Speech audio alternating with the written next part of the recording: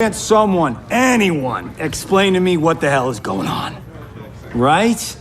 I've been in the future for a whole hour and I haven't seen one jetpack. Not one. ¿Alguna vez te has preguntado dónde está mi maldito jetpack?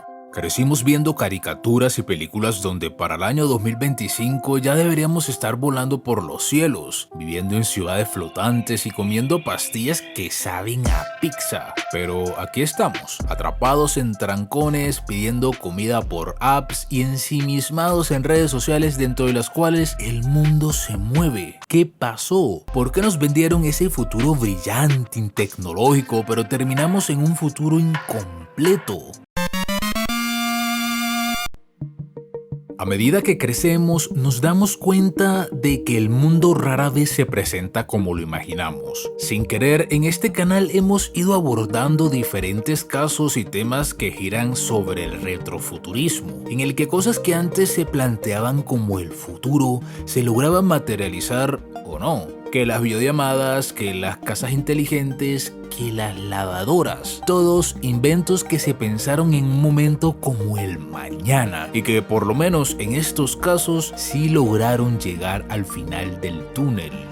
Parte de esta premisa, la de especular sobre lo que nos espera, la encontramos en las historias futuristas que consumimos en la infancia, en donde se prometían mundos espectaculares, autos voladores, robots que harían todo por nosotros y aventuras interplanetarias al alcance de cualquiera. Sin embargo, lo que realmente llegó, lo que hay hoy en día, son avances tecnológicos que, aunque impresionantes, se sienten más cotidianos y menos asombrosos de lo que esperábamos. Tenemos teléfonos inteligentes capaces de conectarnos con cualquier persona en el mundo, pero seguimos lidiando con el tráfico y el estrés diario. El futuro no nos trajo jetpacks, pero sí una vida más digital, donde lo virtual parece haber reemplazado gran parte de lo físico. Y esto en realidad es más bien culpa de cómo se vendió y del cómo lo interiorizamos más bien, o también de lo que implicaba tener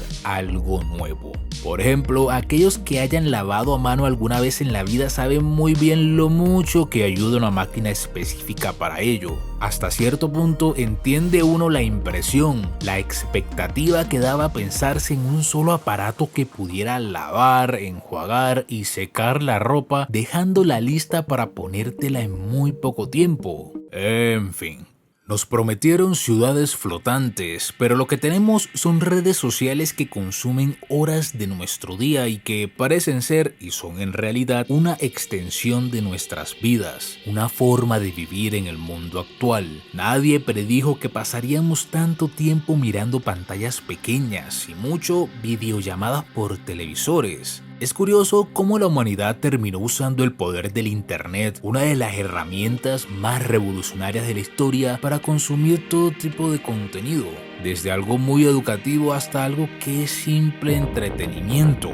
Creo que parte de esa idea de lo que esperamos del futuro se relaciona mucho con algo que hablé en otros videos. Me estoy refiriendo al péndulo de la nostalgia. Ese lapso de 30 años en donde las modas suelen volver a aparecer porque son los años en donde los niños del pasado ya pueden comenzar a moldear el mundo en el que habitan y pues buscan traerse consigo lo que ellos encuentran nostálgico.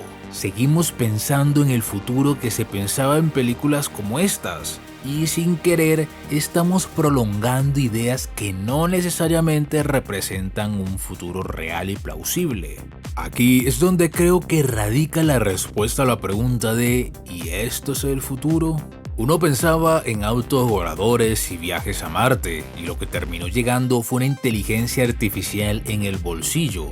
Algo que, si bien se entrevía por diferentes medios, aún se posicionaba mucho del lado de la ciencia ficción. Ahora tenemos IAs que responden preguntas y generan imágenes que facilitan un montón ciertas actividades de la vida. Nadie estaba pidiendo esta forma de usar las IAs, mientras soñaba con aventuras espaciales, pero ahora hace parte del mundo. A pesar de que no fue lo que esperábamos, siendo francos, tiene su encanto. Llama la atención que el futuro pueda tener siempre incertidumbre, cosa obvia, pero que por alguna razón uno no suele detallar. Esa sensación de que aún no hemos llegado a un punto de expectativa creo que se repetirá siempre.